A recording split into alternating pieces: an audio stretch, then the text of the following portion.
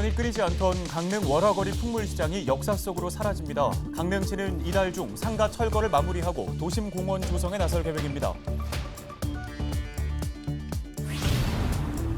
최근 SNS 등을 통해 유명세를 타고 있는 천연기념물 원주 반계리 은행나무가 금빛으로 물들어 장관을 이루고 있습니다. 내년에는 은행나무 일대가 관광지로 조성될 예정입니다.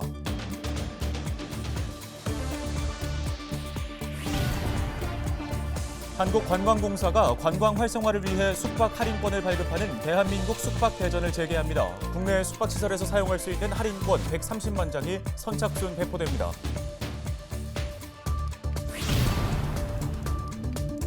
강릉 남부권인 금진과 심곡 지역의 관광단지 개발이 본격 추진될 전망입니다. 2028년까지 1조 5천억 원의 예산이 투입됩니다.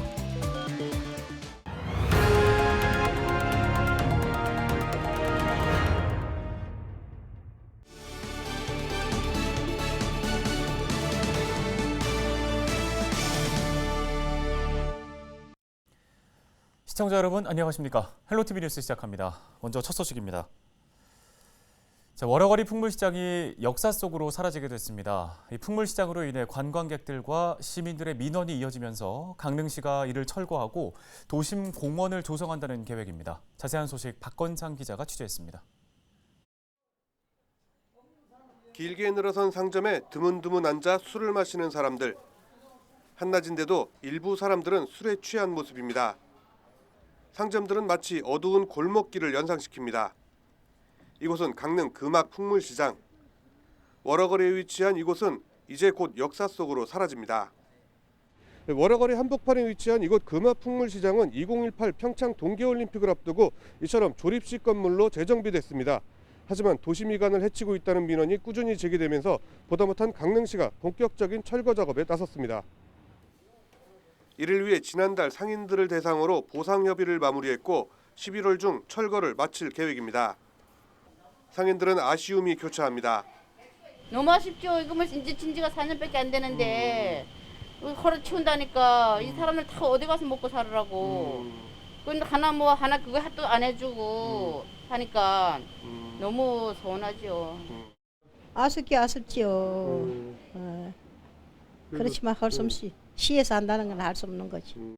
지난 4월 철거가 완료된 임당 상가의 경우 아기자기한 정원으로 변신해 도심공원의 기능을 되찾았습니다. 시민들도 금악 풍물시장에 들어선 광장보다 풍물시장이 철거돼 공원이 조성된 곳에서 한층 즐거운 모습입니다. 전에보다 지금 헐났지 뭐. 관광객이 이쪽으로 많이 올 것 같아. 지금 이것 때문에. 일부러 구경 나왔다니까. 이 거리가 이렇게 변해가지고. 강릉시는 월화거리 환경정비를 통해 앞으로 문화적 가치를 보존하고 도심공원으로의 기능을 회복할 수 있을 것으로 기대하고 있습니다. 헬로티비 뉴스 박건상입니다. 네, 올가을 단풍은 큰 일교차 덕분에 유난히 아름답습니다. 도내 단풍 명소 대부분이 이번 주 또는 다음 주쯤에 절정을 맞을 것으로 보이는데요. 최근에 SNS 등을 통해서 유명세를 타고 있는 천연기념물 원주 반계리 은행나무도 어느덧 금빛으로 물들어 장관을 이루고 있습니다. 내년에는 이 반계리 은행나무 일대가 관광지로 조성돼 방문객들의 편의가 높아질 전망입니다. 이다혜 기자입니다. 수령 800년이 넘는 거대한 은행나무가 웅장한 자태를 뽐냅니다. 천연기념물 167호로 지정된 원주 반계리 은행나무입니다. 그 키만 해도 32m로 아파트 15층 높이 정도고 둘레는 16m, 성인 10명이 두 팔을 벌려 안을 정도입니다. 크기만큼이나 나무 속 깊은 곳까지 단풍이 드는데 상당한 시간이 걸려 도심의 단풍이 다 질 때쯤에야 절정을 이룹니다. 방문객들은 단 한 그루의 존재만으로 압도되는 천년 고목의 매력에 흠뻑 빠져듭니다. 서울 같은 이런 수도권 지역에서 보지 못하는 풍경이라 그래야 되나? 네, 그래서 되게 좋았던 것 같아요. 색깔이 너무 이뻐가지고 되게 잘 나와요. 최근 SNS 등에서 유명세를 타며 사계절 발길이 이어지고 있는 반계리 은행나무 일대가 내년에는 문화관광지로 바뀝니다. 원주시는 단풍철마다 몰려드는 방문객으로 혼잡한 주차장과 진입로를 정비할 계획입니다. 은행나무 주변은 각종 행사가 열릴 수 있는 광장으로 꾸며지고 마을 입구부터 은행나무 숲길이 조성됩니다. 은행나무 주변은 광장으로 조성을 하고요. 그다음에 거기 찾아오시는 분들 주차란이나 이런 것들 대비해서 한 140여 대 주차할 수 있는 차량 주차할 수 있는 주차장을 만들고, 그다음에 그 진입하는 도로에 대해서도 또 은행나무 숲길로 만들어서 보고 즐기고 갈 수 있는 그런 공간으로 조성하려고 합니다. 원주시는 반계리 은행나무의 우수한 유전자를 보존하기 위해 문화재청의 허가를 받아 후계 나무도 육성할 방침입니다. 헬로티비 뉴스 이다혜입니다. 강릉 남부권인 금진과 심곡 지역에 관광단지 개발이 본격적으로 추진될 전망입니다.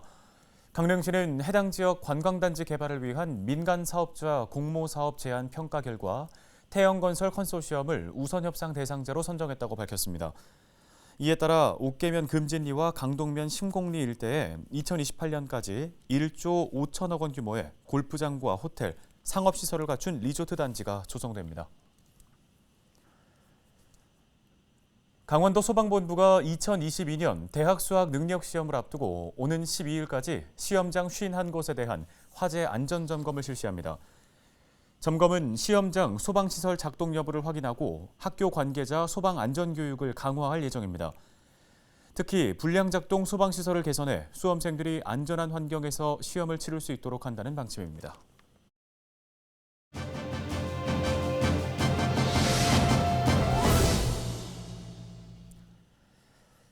단계적 일상 회복이 시작되면서 한동안 미뤄두었던 여행 다시 계획하는 분들 많으실 텐데요.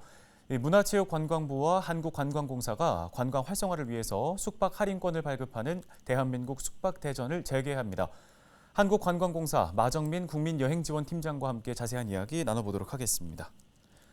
자, 팀장님, 코로나19 확산으로 한동안 중단됐던 이 대한민국 숙박대전이 다시 시작된다고 들었는데요. 먼저 어떤 사업인지부터 소개해 주시죠. 이제 코로나가 발생한 이후로 한국 국민들이 이제 제대로 이제 여행을 못 다니고 있어서 굉장히 많이 지쳐 있는 상태입니다. 그래서 이제 대한민국 숙박대전이 지친 국민들이 좀 일상으로 돌아가서 여행의 즐거움을 좀 누리기를 바라고, 그리고 이 지역 관광 업계도 좀 활성화시키고자 이번 사업을 시작하게 됐습니다. 네, 이제 막 국내 여행 계획하고 계시는 분들 많이 반길 것 같습니다. 할인권은 어떻게 발급받을 수 있고 또 어디에서 사용할 수 있는 건가요? 예, 이번 그 숙박대전 이제 전국편이 곧 시작을 하는데요. 이제 11월 9일 오전 10시부터 이제 쿠폰을 발급받을 수 있고요.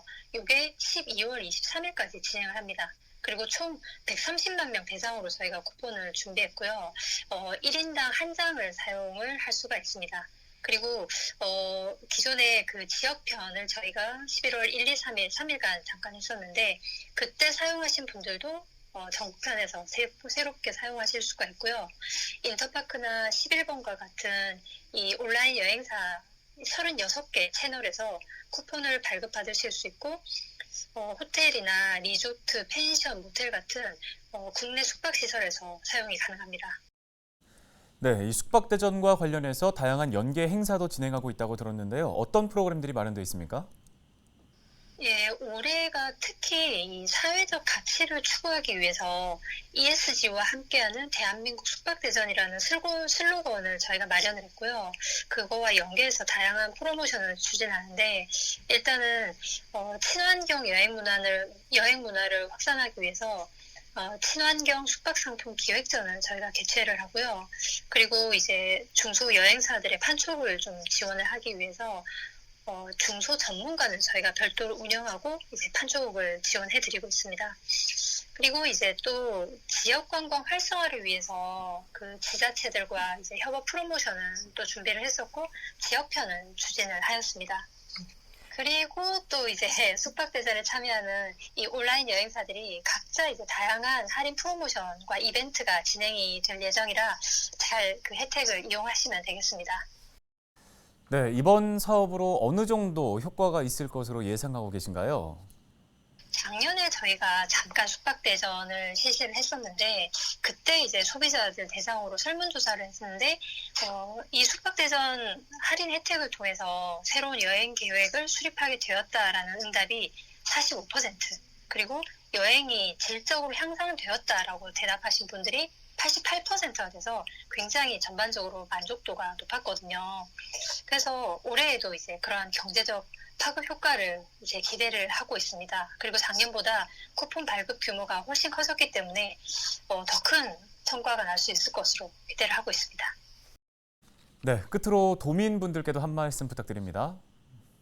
예, 이 숙박대전 전국편에 앞서서 저희가 숙박대전 지역편을 진행을 했었는데 강원도를 포함한 이 10개 광역지자체와 이제 협업으로 진행을 해봤는데 특히 강원도가 독보적인 성과를 거두었습니다. 굉장히 인기가 있었습니다. 그래서 이번 전국편에서도 이 강원도의 활약을 이제 기대하고 있고요. 이 관광객들이 이 강원도에 더 많이 방문을 해서 이 강원도 지역 관광업계에 큰 도움이 되기를 저희가 기대를 하고 있고요. 그리고 이 강원도민 여러분들의 많은 이용을 부탁을 드리겠습니다. 네, 도움 말씀 잘 들었습니다. 한국관광공사 마정민 팀장이었습니다.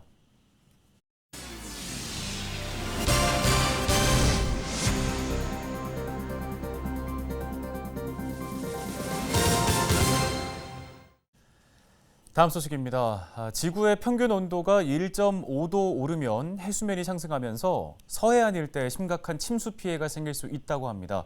우리 동해안도 안심할 수는 없는 상황인데요. 1.5도가 오르기까지는 약 7년 정도가 남았다고 합니다. 정호석 기자의 보도입니다. 당진시청 정문 앞, 시간이 점점 줄어드는 시계가 보입니다.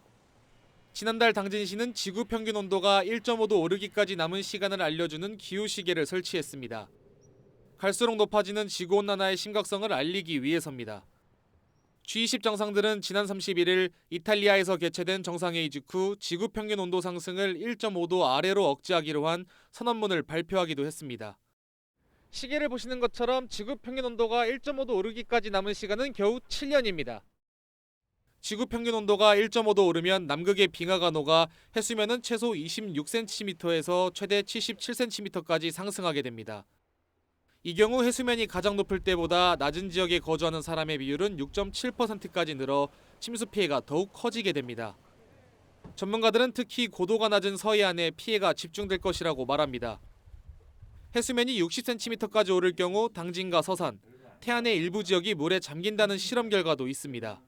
서쪽 지역에서는 동쪽 지역보다는 더 많은 영역들이 침수가 되겠죠. 그렇게 되면 우리 인간들의 활동들이 대부분 이제 해안선을 따라서 뭐 산업시설이나 이런 것들이 많이 건설되어 있기 때문에 우리가 이제 당진이라든지 서산 이쪽에 있는 산업단지들 그리고 연안 지역의 생활권 이런 것들이 좀 문제가 있을 것 같고요. 전국의 석탄화력 발전소 중 절반이 위치해 전국에서 온실가스 배출량이 제일 많은 충남. 온실가스는 지구 평균 온도를 올리는 주된 원인으로 꼽히고 있습니다. 충남도는 상황을 개선하기 위해 실질적인 이산화탄소 배출량을 0으로 만드는 탄소 중립 정책을 추진하고 있습니다. 전국 최초로 탈석탄 금고를 지정해 운영하고 노후된 석탄화력 발전소는 단계적으로 폐쇄하고 있습니다. 이와 더불어 아이들이 어렸을 때부터 탄소 중립의 친밀감을 느낄 수 있도록 정책을 수립할 계획입니다. 아이들이 자라나는 이제 어렸을 때부터 아예 몸에 이제 그 생활화하기 위해서 그 유치원이라든가 초중고 이런 과정에 그 탄소 중립 이 실천 과정이 절약 실천 과정 그 부분을 전국 교과목으로 다 이제 편성하기 위해서 교육청 등과도 계속 협의를 이렇게 해 나가고 있습니다. 지구온도 상승으로 충남 일부 지역이 침수 우려를 낳고 있는 가운데 이를 막기 위한 관심과 실천이 절실한 시기를 맞고 있습니다. 헬로티비 뉴스 정호석입니다. 다음 소식입니다. 강원도 교육청이 학생들의 자살을 예방하기 위해 도내 교직원을 대상으로 게이트키퍼 교육을 실시했습니다. 이번 교육은 청소년 자살과 우울증에 대해 이해하고 정신적, 사회적 치료 등 위기 상황에서 교직원들이 지원할 수 있는 심리, 정서 프로그램을 제공했습니다.